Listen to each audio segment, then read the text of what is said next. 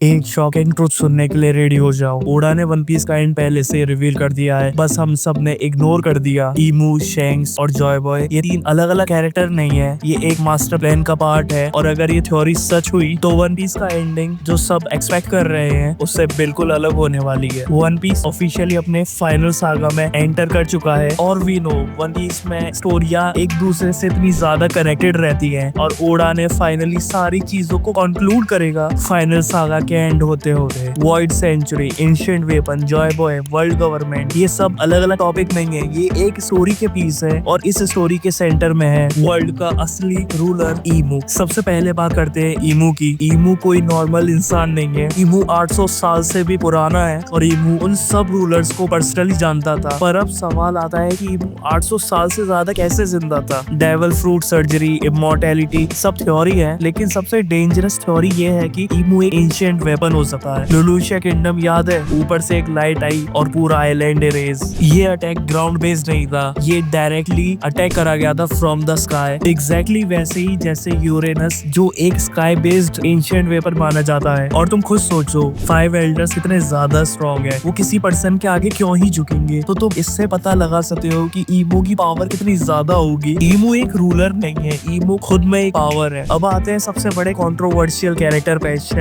Shanks को सब hero मानते हैं, लूफी का मेंटोर, गुड पायरेट, लेकिन कुछ चीजें अभी भी सेंस नहीं बनाती, जैसे कि शैंक्स का मरीन फोर्ट पे आना और एकदम से सारी वॉर रुकवा देना जहां सबसे पावरफुल कैरेक्टर्स थे। सेनगोकू ने बिना कुछ सोचे वॉर को एंड कर दिया और उसकी टाइमिंग याद है, वो लूफी पे जैसे ही अटैक करने वाला था तुरंत शैंक्स अपीयर हो गया। शैंक्स का 5 एल्डर्स के साथ मिलना, मतलब कोई भी पायरेट क्यों ही जाना चाहेगा गोरोसेस के पास। एक थ्योरी के अकॉर्डिंग शैंक्स एक वर्ल्ड बैलेंसर का काम करता है ताकि पायरेट ज्यादा आगे ना बढ़ जाए, या फिर वर्ल्ड गवर्नमेंट वो पूरे वन पीस को बैलेंस में रखे चलता है। उसका काम है वर्ल्ड को एक लिमिट से आगे जाने से रोकना। अब बात करते हैं जॉय बॉय की। जॉय बॉय कोई नॉर्मल इंसान नहीं था, वो एक सिंबल था फ्रीडम का, लिबरेशन का। नी का फ्रूट सिर्फ पावर नहीं है, वो एक आइडिया है। शैंक्स ने लूफी को ये फ्रूट एक्सीडेंटली नहीं दिया था, उसने लूफी को चूज किया था। लूफी एक ऐसा इंसान है जो पावर के लिए नहीं लड़ता बल्कि फ्रीडम के लिए लड़ता है। जॉय बॉय का विल लूफी में इसलिए अवेकन हुआ क्योंकि लूफी किसी के कंट्रोल में नहीं आने वाला, और यही चीजें ईमू के लिए सबसे बड़ा थ्रेट है। अब सारी चीजें कनेक्ट करते हैं। ईमू चाहता है वर्ल्ड का कंट्रोल, शैंक्स चाहता है बैलेंस और जॉय बॉय चाहता है फ्रीडम। शैंक्स ने लूफी को इसलिए ट्रेन नहीं किया ताकि वो हीरो बने, बल्कि इसलिए ताकि वो एक दिन ईमू को चैलेंज कर सके। लेकिन ट्विस्ट ये है, शैंक्स ने कभी प्रॉमिस नहीं किया कि वो लूफी का साइड लेगा फाइनल वॉर में। लूफी वर्सेस शैंक्स होना ऑलमोस्ट गारंटेड है, freedom versus balance. One piece का एंडिंग हैप्पी भी हो सकता है और ट्रेजिक भी, और हो सकता है शैंक्स सैक्रिफाइस करे। और हमें पता है ईमू की अभी हमें फाइनल फॉर्म तक को नहीं देखने मिली, पर एक चीज श्योर है, फाइनल विलन सिर्फ ईमू नहीं होगा जो हमें स्टोरी में दिखाया जा रहा है। और अगर आपको ये वीडियो पसंद आई हो तो चैनल को सब्सक्राइब, वीडियो को लाइक और नीचे कमेंट करना मत भूलना। और मिलते हैं नेक्स्ट वीडियो।